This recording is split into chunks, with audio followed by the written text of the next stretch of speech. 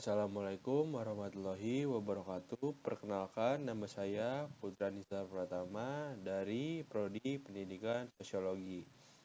Pada kesempatan kali ini, saya akan mencoba membahas mengenai analisis masalah-masalah sosial pada penerapan program makanan bergizi gratis atau yang biasa kita kenal dengan MBG.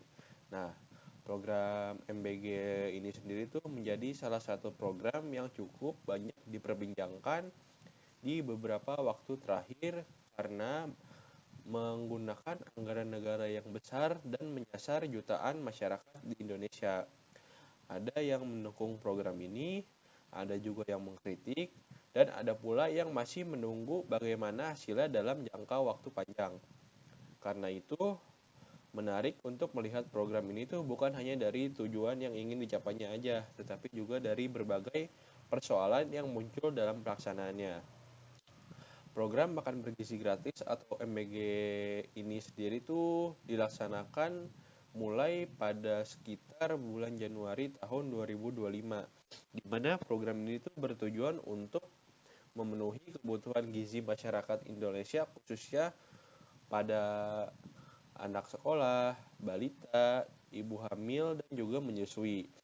Pemerintah tuh mengalokasikan anggaran sekitar 71 triliun untuk menjalankan program ini pada tahun 2025.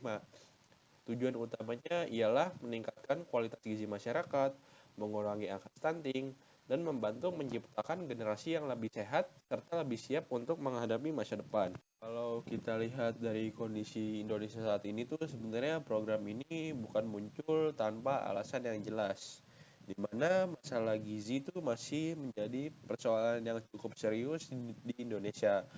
Contohnya di beberapa daerah masih banyak anak-anak yang mengalami kekurangan gizi hingga pertumbuhan mereka tuh terhambat, atau bahkan masih banyak terdapat anak-anak yang kesulitan untuk mendapat makanan sehat sehari-hari, padahal kebutuhan gizi yang cukup sangat penting bagi perkembangan fisik dan kemampuan belajar mereka.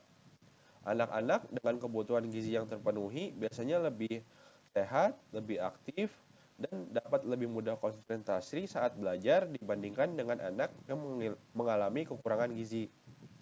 Karena itulah ketika pemerintah meluncurkan program MBG ini, banyak pihak yang menyambutnya dengan baik. Program ini tuh dianggap sebagai bentuk perhatian pemerintah terhadap kualitas hidup masyarakat, terutama anak-anak yang nantinya akan menjadi generasi penerus bangsa. Namun, seperti kebijakan-kebijakan pemerintah lainnya, pelaksanaan program ini tuh tentu tidak berjalan dengan mulus-mulus aja. Di lapangan masih sering muncul berbagai tantangan dan hambatan yang masih perlu diperhatikan oleh pemerintah. Salah satu persoalan atau tantangan yang paling sering dibahas tuh adalah masalah pemerataan. Kita semua tahu bahwa Indonesia merupakan negara yang sangat luas, di mana kondisi setiap daerahnya tuh pasti berbeda-beda.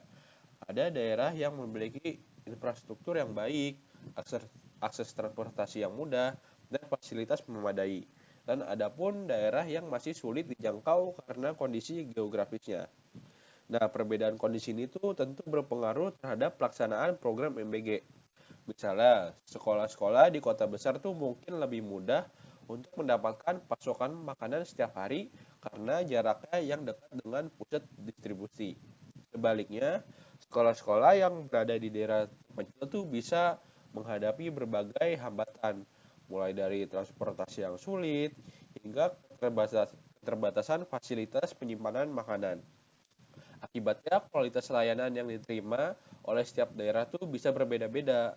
Kalau kondisi seperti ini terus terjadi, akan muncul kesenjangan dalam penerimaan manfaat program MBG.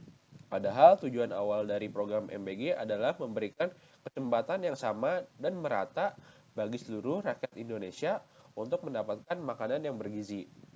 Oleh karena itu, pemerintah masih perlu memastikan bahwa daerah-daerah yang sulit dijangkau ini mendapatkan perhatian yang sama. Nah, selain persoalan pemerataan tadi, kualitas makanan juga menjadi perhatian penting masyarakat. di mana program ini tuh tidak hanya berbicara tentang membagikan makanan gratis, tapi juga memastikan bahwa makanan yang diberikan benar-benar bergizi dan aman untuk dikonsumsi. Jumlah makanan yang banyak tuh jadi percuma aja kalau kualitasnya nggak terjaga dan nggak terjamin. Kayak contoh beberapa waktu lalu bahkan sempat muncul pemberitaan mengenai makanan yang dianggap kurang layak atau menu yang dianggap belum memenuhi harapan masyarakat. Nah, meskipun kasus seperti ini tuh tidak terjadi di semua daerah, tetapi hal tersebut menunjukkan bahwa pengawasan kualitas makanan menjadi bagian yang krusial dalam pelaksanaan program.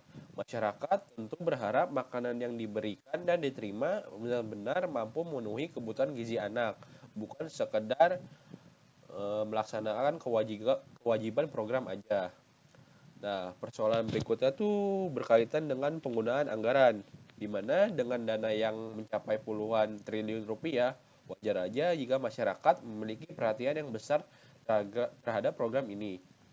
Banyak orang yang bertanya-tanya, apakah yang digunakan ini, dana yang digunakan ini sudah tepat sasaran, apakah pelaksanaannya sudah efisien, dan apakah hasil yang diperoleh sebanding dengan anggaran yang dikeluarkan. Pertanyaan-pertanyaan kayak gini tuh sebenarnya cukup wajar karena dana yang digunakan tuh berasal dari uang negara yang pada akhirnya juga berasal dari masyarakat. Oleh karena itu, diperlukannya transparansi dan pengawasan yang ketat dalam program ini. Ketika masyarakat melihat bahwa program berjalan dengan baik dan anggaran yang digunakan secara tepat, maka tingkat kepercayaan terhadap program ini juga akan meningkat. Lalu masalah lain yang muncul dan cukup menarik adalah adanya perbedaan pendapat antara masyarakat. Tidak semua masyarakat tuh melihat program MBG ini dengan cara pandang yang sama. Sebagian menilai program ini tuh sangat membantu, terutama bagi mereka dari kalangan keluarga ekonomi yang rendah. Dengan adanya makanan gratis, setidaknya kebutuhan makan anak mereka tuh dapat sedikit terbantu. Namun, ada juga yang berpendapat bahwa persoalan gizi itu tidak hanya bisa diselesaikan dengan hanya memberikan makanan gratis. Mereka beranggapan bahwa masalah gizi juga berkaitan dengan kondisi ekonomi keluarga, pendidikan mengenai pola makan sehat, akses layanan kesehatan, hingga kebiasaan makan sehat di rumah. Artinya program MBG itu bagi mereka memang penting, tetapi enggak menjadi satu-satunya solusi untuk menyelesaikan persoalan gizi di Indonesia. Nah, perbedaan pendapat-pendapat seperti ini tuh sebenarnya menunjukkan bahwa masyarakat memiliki perhatian terhadap kebijakan yang dijalankan pemerintah. Selama perdebatan tersebut dilakukan secara sehat dan bertujuan mencari solusi, hal ini tuh justru menjadi sah-sah aja dan bahkan bisa menjadi masukan yang berguna untuk pemerintah dapat memperbaiki program ini di masa mendatang.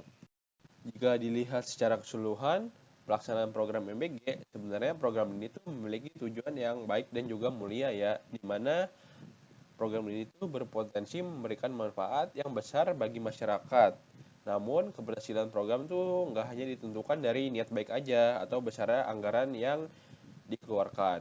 Keberhasilan program juga ditentukan oleh bagaimana program tersebut dilaksanakan, diawasi, dan dievaluasi secara terus-menerus. Masalah tadi seperti pemerataan, kualitas makanan, penggunaan anggaran, hingga perbedaan pendapat masyarakat merupakan beberapa hal yang perlu diperhatikan oleh pemerintah.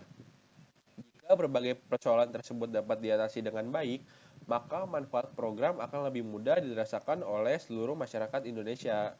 Sebagai penutup, dapat saya simpulkan bahwa program makanan bergizi gratis atau MBG merupakan langkah yang cukup besar dan berani dari pemerintah dalam upaya untuk meningkatkan kualitas hidup masyarakat di Indonesia.